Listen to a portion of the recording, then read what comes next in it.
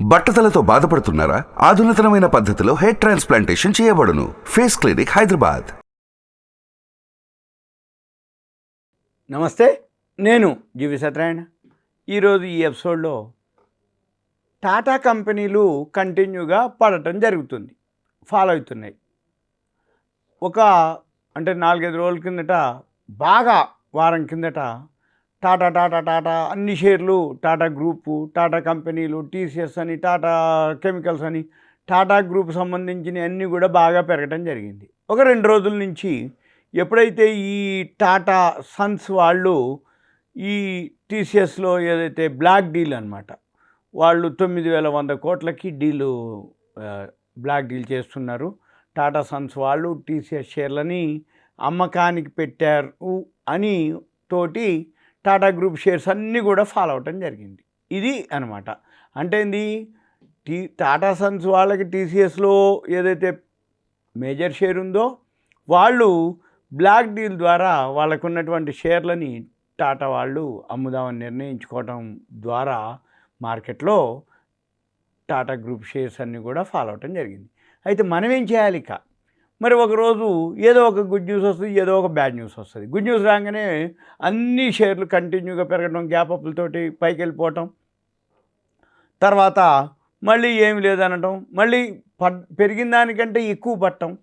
ఈ పడ్డది ఇంకా పడుతుందో తెలియదు, ఆగుద్దో తెలియదు, మళ్ళీ ఎప్పుడు పెరుగుద్దో తెలియదు.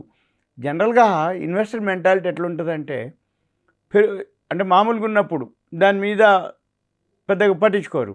ఏదైతే న్యూసో ఏదన్నా ఒకటి రాగానే అందరూ దాని మీద ఎగబడతారు. అంటే ఏంది, టాటా సన్స్ వాళ్ళు అంతకుముందు న్యూస్ ఏదైతే ఉందో ఆ న్యూస్ తోటి టాటా షేర్లన్నీ బాగా పెరగగానే అందరూ ఏమవుతుంది, ఇక మిస్ అయిపోయినాం, ఇక దొరకదు అన్నట్టుగా అందరూ ప్యానిక్ అయ్యి కొంటుంటారు. ఈ ప్యానిక్ అయ్యి బాగా కొన్న తర్వాత మళ్ళీ అక్కడ ఏం జరుగుద్ది, మళ్ళీ ఎక్కడో ఒక దగ్గర ఏదో ఒక, అంటే ఆ న్యూసు అవుట్డేటెడ్ అవటమా, ఆ న్యూస్ ఏదో అంటే వాళ్ళు డినే చేయటమా, లేకపోతే అది మార్కెట్కి అనుకూలంగా లేకపోవటమా, ఆ అనౌన్స్మెంట్ తోటి మళ్ళీ ఏమవుతుంది, మళ్ళీ అవన్నీ పడటం జరుగుతుంది. బ్యాడ్ న్యూస్ అంతే ఉంటుంది, గుడ్ న్యూస్ అంతే ఉంటుంది.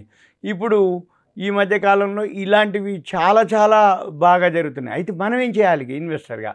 మనం ఏం చేయాలి? ఇప్పుడు ఉదాహరణకి టాటా సన్స్ వాళ్ళు టీసీఎస్లో బ్లాక్ డీల్ అని అన్నారు కదా, మనము టాటా గ్రూప్ మొత్తం షేర్లన్నీ లిస్ట్ తీసుకొని అది హోంవర్క్ చేయాలి. ఏం హోంవర్క్ చేయాలి? మార్కెట్ పెరిగినప్పుడు అన్నీ పెరిగినాయి, పడ్డప్పుడు కూడా అన్నీ పడతాయి, టాటా గ్రూప్ మొత్తం ఫాల్ అవుతాయి. ఈ టాటా గ్రూప్ మొత్తం ఫాల్ అయితే ఈ టాటా గ్రూప్ షేర్లో ఏది వాల్యూ ఉంది, ఏది వర్త్ ఉంది, అది హోంవర్క్ చేయాలి. ఎలా చేయాలి? ఇప్పుడు టాటా గ్రూప్ అంతా లిస్ట్ తీసుకొని మనం ఏం చేయాలి? ఫస్ట్ కంపెనీ బ్యాలెన్స్ షీట్లు, ప్రాఫిట్ అండ్ లాస్లు ఎలా చూడాలి? లాస్ట్ ఇయర్ డిసెంబర్కి థర్డ్ క్వార్టర్, ఇప్పుడు థర్డ్ క్వార్టర్, అంటే డిసెంబర్ 2022 నెట్ ప్రాఫిట్ ఎంత వచ్చింది, డిసెంబర్ 2023 థర్డ్ క్వార్టర్, అంటే అప్పుడు థర్డ్ క్వార్టర్ ఇప్పుడు థర్డ్ క్వార్టర్ ఎంత వచ్చింది, మళ్ళీ మార్చి 2023 యాన్యువల్కి ఎంత ప్రాఫిట్ వచ్చింది యాన్యువల్, మళ్ళీ టీటీఎం రేపు మార్చి ఫైనల్ ఇయర్ అయిపోయేటప్పటికి ఎంత టీటీఎం వస్తుంది, ఆ రెండు, అంటే థర్డ్ క్వార్టర్ అయిపోయింది చూడాలి. ఫైనాన్షియల్ ఇయర్ ఎండ్కి వచ్చేటప్పటికి ఎంత టీటీఎం, అంటే ఇప్పుడు మార్చిలో ఉన్నాం కాబట్టి ఏప్రిల్లో రిజల్ట్స్ వస్తాయి కాబట్టి ఎంత వస్తుంది అనేది టీటీఎం ఉంటుంది. ఆ టీటీఎం ఏదైతే ఉందో యాన్యువల్కి ఈ టీటీఎంకి మనం రెండు చూసుకొని ఉన్న వాల్యూ కనుక చూస్తే మార్కెట్ ఫాల్ అయినప్పుడే ఆ ఏదైతే ఈవెంట్స్ కానీ ఏవైతే న్యూస్ ఉన్నప్పుడు అది పడ్డప్పుడు ఆ వాల్యూ ఉన్నాయి కూడా తగ్గుతాయి. కాబట్టి మనం ఏం చేయాలి? ఆ వాల్యూనే కొనుక్కుంటే మళ్ళీ మార్కెట్లు పెరిగినప్పుడు కానీ, టాటా షేర్లు పెరిగినప్పుడు కానీ, మిగిలిన పెరిగినా పెరగకపోయినా ఈ షేర్లు మాత్రం ముందు పెరుగుతాయి అన్నమాట. నేను చెప్పదలుచుకుంది ఏంటిది అంటే, ఏవైతే వాల్యూ ఉన్నాయో తగ్గినప్పుడు కొనుక్కోమని, ఏవైతే వాల్యూ లేకున్నా పెరిగినప్పుడు అమ్ముకోమని. అయితే మార్కెట్లో ఒక గ్రూప్ మీద ఏదైతే ఇన్ఫర్మేషన్ వస్తుందో, ఇప్పుడు టాటా గ్రూప్ అనగానే టాటా గ్రూప్ మంచి లేవు, చెడు లేవు, అన్నీ పెరిగినాయి. మళ్ళీ ఏదైతే బ్లాక్ డీల్ జరుగుతుంది, టాటా సన్స్ వాళ్ళు అమ్ముతున్నారు అని అనగానే మళ్ళీ షేర్లన్నీ ఏమైనా టాటా గ్రూప్ షేర్లన్నీ ఫాలో అవడం జరిగింది. అయితే మంచి బాగా ఉన్నాయి పెరిగినాయి, బాగలేనివి కూడా పెరిగినాయి. పడేటప్పుడు బాగలేనివి పడతాయి, మంచిగున్నవి పడతాయి. కానీ కొనుక్కునే వాళ్ళకి మంచిగున్నవి ఏవైతే పడతాయో అవి మనం కొనుక్కోవాలి. దానికోసం అనమాట ఇదంతా చెప్పి. అది చేయాలి అంటే ఏం చేయాలి? మనం profit and loss balance sheet చూడాలి, నెట్ ప్రాఫిట్ ఎంత పెరిగిందో చూడాలి, యాన్యువల్కి ఎంత పెరుగుతుందో చూడాలి. అదే టీటీఎం అంటాం. అంటే క్వార్టరు యాన్యువల్ ఇవన్నీ కనుక మనం అబ్జర్వ్ చేయగలిగితే మనకి ఒక విధమైన వచ్చేస్తుంది, అంటే తెలుస్తుంది. అప్పుడు మనకి సేఫ్గా ఉంటుంది. అంతే తప్ప బాగా పెరిగినా కొనటం, బాగా పడ్డాక అమ్మటం, బాగా పడ్డాక ఇంకా పెరగట్లేదులే అని చెప్పేసి పెరిగే ముందు అమ్మటం, మనం అమ్మటం అది పెరగటం, మనం కొనటం అది తగ్గటం, ఇలా ఉండకూడదు. అంటే ఏంది, బాగా పెరిగింది అంటే మనం అమ్మేసుకునేటట్టు ఉండాలి, బాగా తగ్గింది వాల్యూ ఉంది అంటే కొనుక్కునేటట్టు ఉండాలి. అంతే తప్ప మన వాళ్ళందరూ ఎక్కడ జరుగుతుందంటే బాగా పెరిగినాక కొనటం అయింది, బాగా పడ్డాక పెరిగే ముందు పెరుగుతున్నప్పుడు పెరిగిపోయే టైంలో వాళ్ళు అమ్మేసుకోవటం, లాస్ వచ్చిందంటే ఇదే రీజన్, వేరే ఏముండదు.